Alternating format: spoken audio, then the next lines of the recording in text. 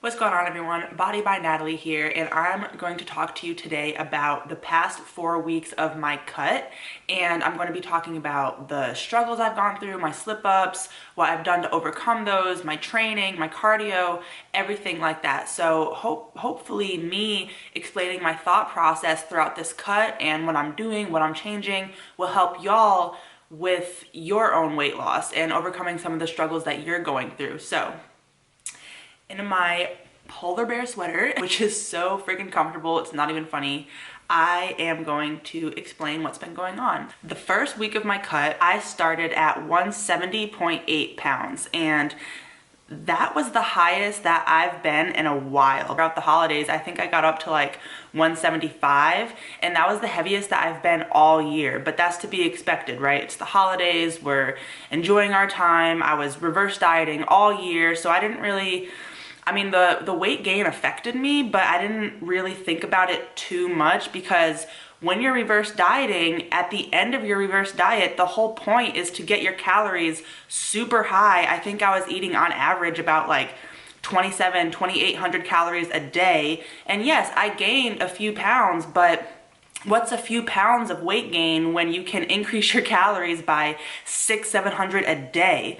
And the reason why I wasn't really worried about the weight gain was because once you cut and end the reverse diet, those few pounds that you did gain should come off pretty easily once you start cutting. So at the end of your reverse diet, if you notice that you're gaining weight, don't let it affect you too much, because that weight loss or that weight can always come off once you start your cut. To start my cut, I wanted to eat around 2,200 a day. Just go back to what I was normally eating before the holidays, before I was eating 2,800 a day. I just wanted to go back to 2,300 and see what happened. So I did, and I dropped a little bit of weight. I was 170.8. Week 2 of my cut, I didn't change anything, because I was noticing that I was slimming down, my bloat was gone, so I didn't change anything during week 2, but I didn't lose any weight. I was the same. I was 170.8 the first week, 170.8 the second week.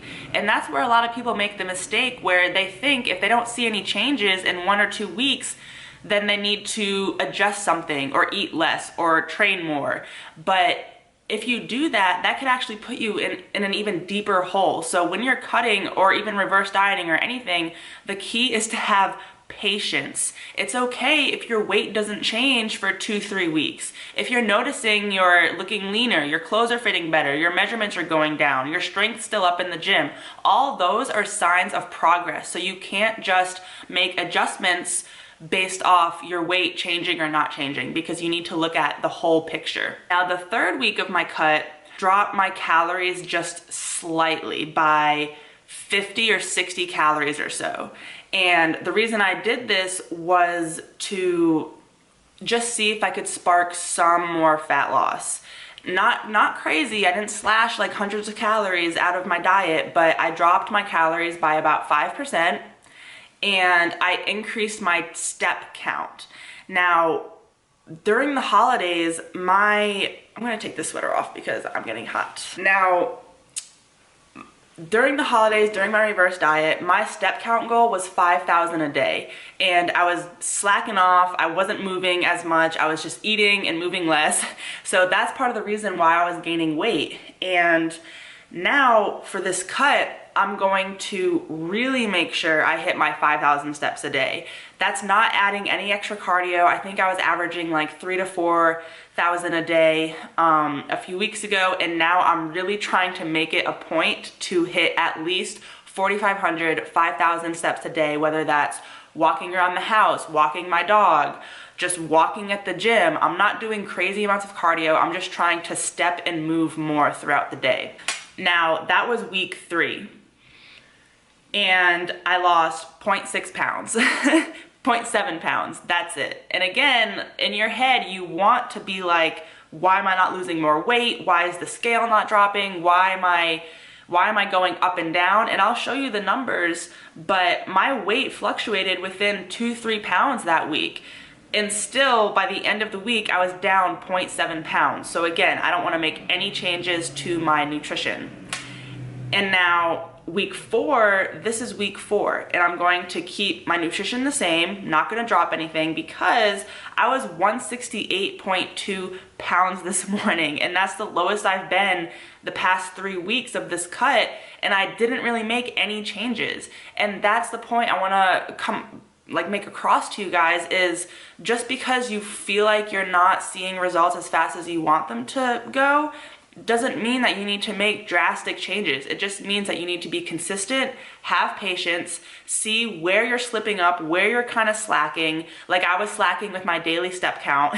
See where you're slacking and see where you can make up for it, and just try to stay consistent and have patience. Like, I repeat those 2 words over and over and over again because it's so important. Now I'm going to show you guys the numbers, and I'm going to explain some of the methods that I've been using, like the step counts, like the calorie drop, like calorie cycling. You'll see that I have super high days in here and super low days in here. So I'm going to turn this around and show y'all the numbers.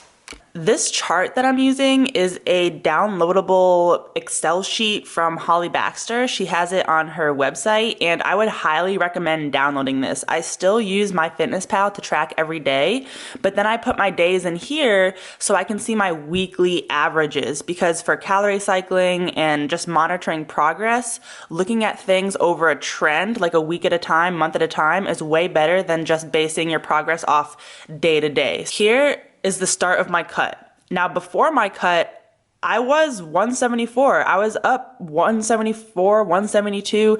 And this was because it's the end of January. I just had Thanksgiving, Christmas, New Year's, and I was still kind of in that funk, like, I don't want to do anything. I'm still on break. I'm still on vacation. So that's what that was. I was just eating too much. You can see, like, I was just super high calorie days some days, and I wasn't really moving that much.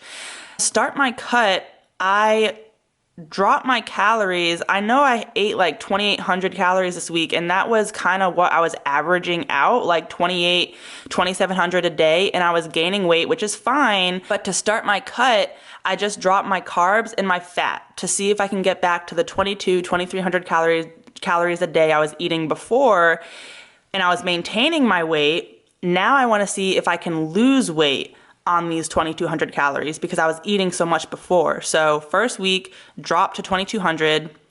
I was 170.8. So that's amazing. That's great. I don't want to make any changes. Week 2, it's the same. And I actually underate this week a little bit. This is my weekly goal, and that's how much I ate. And I didn't lose anything. Now that's where people make the mistake, where if they didn't lose, then they want to make changes because they're not getting results as fast as they want to. That was week 2. I even underate a little bit, and I was still about the same weight. So this week, last week was week 3. I decided to do a 5% drop in my calories. That's it. So 246 to 234. So I decreased about 12 carbs and 3 grams of fat. That's it. From Sunday to Monday, I was 171.6. And then all of a sudden on Tuesday, I was 170, 169, 169, 169. So I'm slowly seeing my weight drop. And that's good. That's what you want. And I even actually overate this week too. So the first few weeks that you start a cut, it's going to take some time to get used to the calories, used to, not eating as much, used to getting your training and your steps in. So you're going to have some weeks where it varies, but as long as you stick to the course and trust the process and have patience, then you're going to see it working. Today, Tuesday, I woke up at 168.2. which is the lowest I've been throughout the whole 4 weeks. So you'll see, I didn't really make any drastic changes. I'm still eating over 2,000 calories a day, and I'm losing weight. And that's because I spent the time eating 2,800 calories a day, 2,700 calories a day. And yes, I gained weight, but I'm dropping weight on the calories that I was maintaining at before. So I hope that makes sense, because that's the whole point of what a reverse diet is, to fix your metabolism and lose weight on higher calories. You'll see the numbers over here. I started at 170.8 pounds, 27.1 body fat, 30.5 waist, 39-inch hips. And now this week I was 168.2. So I dropped, almost 2 pounds or a little over 2 pounds. I dropped from 27.1 to 26.8% body fat. I lost an inch off of my waist and a half inch off my hips. So I'm dropping weight. So that means it's working. It doesn't matter if it's going slow. It doesn't matter if you want it to go faster. Like you can't control that. What you can control is your numbers and consistency.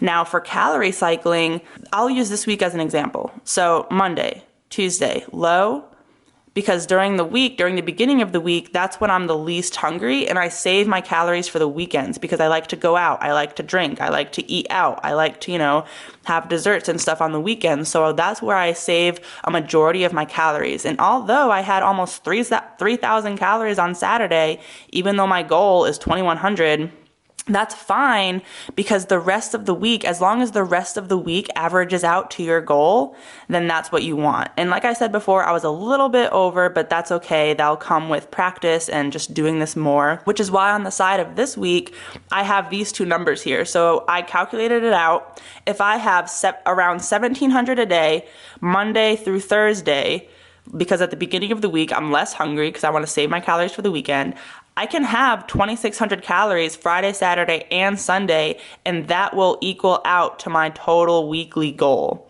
So that's what I'm going to try for calorie cycling this week, because I love it and my clients love it and it's super helpful. Those are the numbers. I hope that makes sense to you guys. Now I'm going to flip you around again and say some of my final thoughts. You just saw that my numbers are pretty up and down for the past few weeks for the start of this cut, but that's okay. When you start a cut, you need to practice, fucking say it with me, patience and consistency. So if you're not losing weight the first few weeks, that's okay.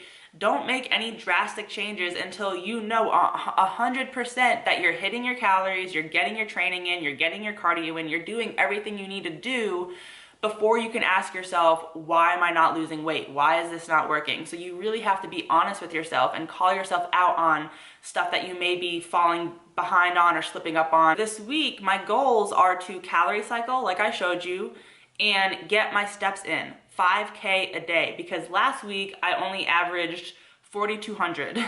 So if I keep my calories the same this week and increase my steps, then that should spark a little more progress. But again, I'm just gonna see how I do throughout the week, take my weights every day, and just try my best. I hope that helps y'all with if you're going through a cut right now. And if you have any questions, comments, concerns, please leave a question down below. And I do have coaching spots open. So if you would like macros set up just like this for you to follow and have a coach to keep you accountable and see progress and calorie cycle and learn how to make cutting fit your lifestyle and have patience through this to see progress, then I do have macro coaching spots open. The link is down below, so make sure to check that out. And other than that, I hope y'all have a great week, and I'll catch up with you next time. So, bye.